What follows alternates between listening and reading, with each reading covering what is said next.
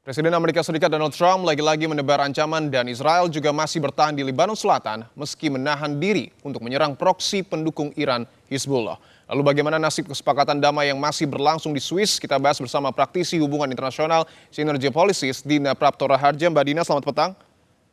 Selamat petang, Mas Dipo. Baik, Mbak Dina, bahwa kita tahu sudah ada sebenarnya kesepakatan dalam negosiasi awal, tetapi Presiden Amerika Serikat kembali mengancam bahkan mengatakan tidak menutup kemungkinan untuk kembali menyerang Iran. Apa sesungguhnya motivasi Trump untuk menebar ancaman di tengah upaya damai ini?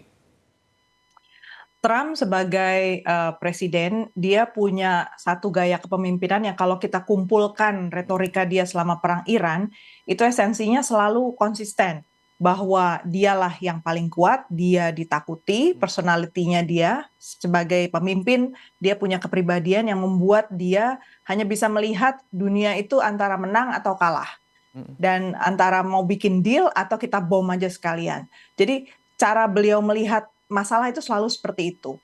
Dan satu hal yang sebenarnya harus kita lihat justru bukan di Trumpnya lagi ya, karena pada momen yang sama sekarang sedang berlangsung upaya untuk menenangkan negara-negara Teluk. Marco Rubio, Menteri Luar Negeri Amerika Serikat, itu sedang berusaha untuk mencari dukungan juga dari negara-negara Teluk. Kemudian kalau kita lihat tadi ya betapa tegasnya posisi Iran untuk juga menggalang dukungan dari negara-negara yang menjadi mediator, Pakistan dan Qatar, sebenarnya there's no way back ya, karena di dalam negeri Amerika Serikat sendiri, urusan operasional bahwa stok minyak Amerika Serikat itu sudah berkurang sangat drastis dan menghadapi periode yang sangat kritis, bahkan digambarkan bahwa tangki minyak cadangan mereka di Oklahoma itu dalam posisi yang kalau sudah sampai di level bawah sehingga kalau mau dipakai pun harus dituang dulu gitu, harus dimiringkan dulu karena udah saking rendahnya posisinya dan jelas itu udah nggak bisa kepake dan butuh waktu sekitar 30-40 hari untuk membawa minyak mentah dari Timur Tengah ke refinery atau tempat kilang di Amerika Serikat untuk diproses. Jadi sebenarnya Trump tidak punya banyak ruang ya untuk terus memainkan narasi yang sama. Tapi ya begitulah dia, memang stylenya dia dan dia ingin menunjukkan bahwa Amerika itu menang Ya. dan narasi dia America Great Again itu tetap betul ya, begitulah. Tapi ketika kita membaca soal apa yang kemudian terus dilakukan oleh Trump, mungkin juga dengan sikap yang diambil dan juga keputusannya, ini mengganggu tidak proses damai yang tengah berjalan?